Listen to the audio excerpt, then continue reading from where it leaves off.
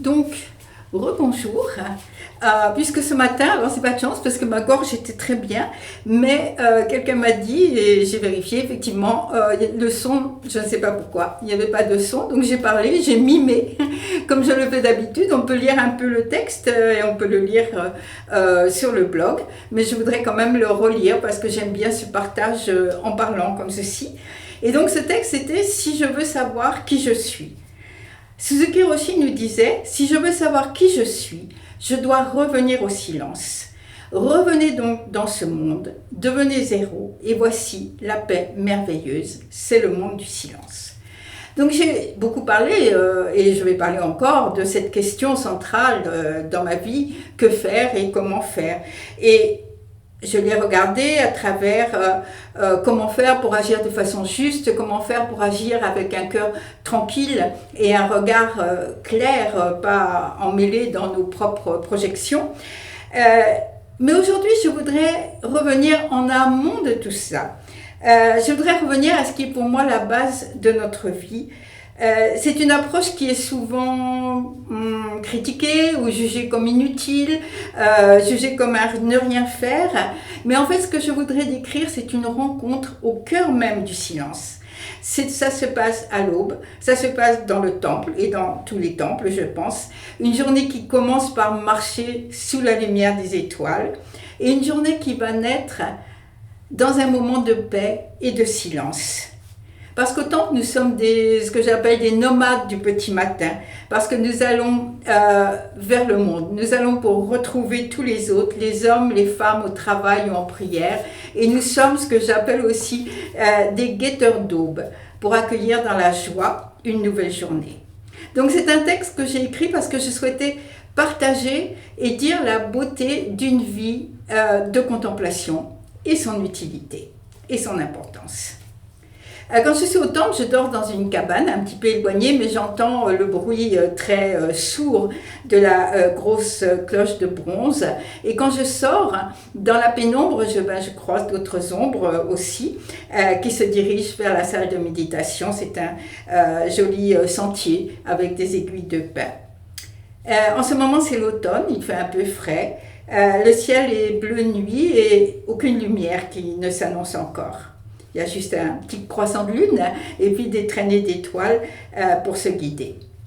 En fait, il n'est pas encore 5 heures du matin et ce ciel clair annonce souvent une belle journée. Ce que je trouve impressionnant si tôt le matin, c'est que le temps semble suspendu. Rien ne bouge, toute la nature dort encore et nous sommes très silencieux pour aller jusqu'à la salle de méditation. Il y a 10 minutes, une autre cloche a annoncé le réveil et après des brèves ablutions, pour se réveiller et puis aussi pour entrer neuf dans la salle de méditation et dans cette journée nouvelle. Et nous allons commencer la première méditation du jour. Chacun prend place sur son coussin, se tient tranquille. C'est la première veille. Et pour moi, ça a toujours été la plus belle, cette veille du lever du jour, cette veille qui est pleine de toutes les promesses de la journée à venir, cette veille qui nous ouvre en fait à cette journée. Et quand tout le monde est assis, il y a une clochette cristalline, pas comme la mienne, beaucoup plus jolie, qui nous envoie des ondes apaisantes. Donc c'est là, au temple, la façon de commencer notre journée, un temps de transition avant les activités, un temps d'éveil après le sommeil de la nuit. Pour moi, je considère ça des retrouvailles avec nous-mêmes. Le retour aussi à cet élément le plus insaisissable, le plus essentiel de notre vie, c'est le temps. Et au fil de notre respiration, les instants s'égrènent. Et puis au bout d'un moment, on ne sait plus. Peut-être que c'est notre respiration qui fait naître comme ça ces instants qui s'étirent. Alors au début, bien sûr, c'est difficile et plus d'une personne a pâli quand on lui a annoncé l'horaire, un réveil aussi matinal et pas de petit déjeuner, pas de douche. Parce que nous sommes tous des êtres pétris d'habitude. Nous sommes tous, il me semble, enfermés dans des gestes quotidiens. Et puis tout d'un coup, on s'aperçoit qu'on peut faire éclater tout ça et qu'en fait, on est extrêmement, merveilleusement adaptable. Donc nous sommes assis, tranquilles, dans ce silence. Et puis, ce que je trouve très beau aussi, c'est que nous suivons la montée de la lumière. Alors, En hiver, nous allons avoir une lumière très douce, très pâle lorsqu'il y a beaucoup de neige. En été, nous allons avoir le rayon de soleil qui va passer à travers des petites fenêtres. Et puis en ce moment, en automne, au moment où on va se lever, on distingue juste un peu dans la pénombre les ombres des grands pins qui entourent le temple. Alors, il me semble que chaque jour, à travers ce silence profond qui s'est installé dans la salle de méditation, nous retrouvons tous les autres.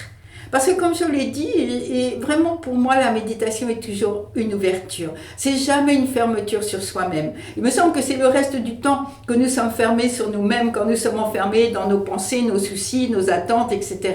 La méditation, c'est au contraire le moment de rencontrer.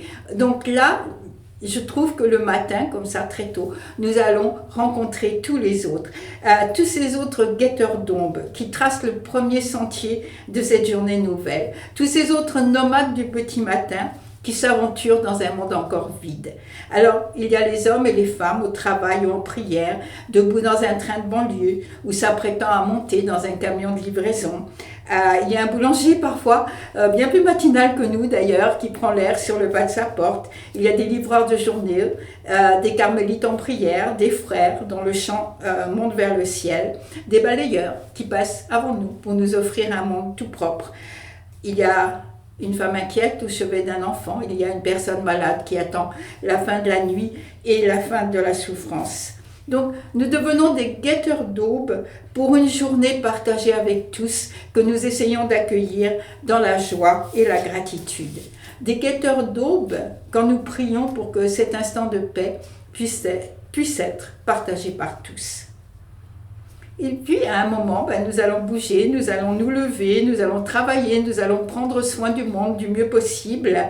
Mais le souvenir, ce qui reste en nous de ces instants précieux, ces instants qui nous ont rassemblés, cette harmonie du silence va nous accompagner tout au long de la journée et nous aider à passer les difficultés qui éventuellement, souvent, se présentent dans notre journée et à dissiper le poids de ce monde diurne. Arada Roshi nous dit souvent, vous allez rencontrer beaucoup de personnes dans votre vie, mais il y a une personne qu'il est essentiel de rencontrer. La personne la plus importante que nous devons rencontrer, c'est nous-mêmes. Et pour moi, c'est là, dans ce silence de l'aube, dans la promesse du jour naissant, dans cette ouverture totale au monde, que nous pouvons nous rencontrer et nous connaître parfaitement. J'ai une grande gratitude, je termine toujours cette rencontre en me tournant vers tous les maîtres et vers Moriyama Roshi, mon maître, qui, à travers son temple de Suigakuin, m'a offert pour la première fois cette rencontre dans la contemplation et le silence. Merci.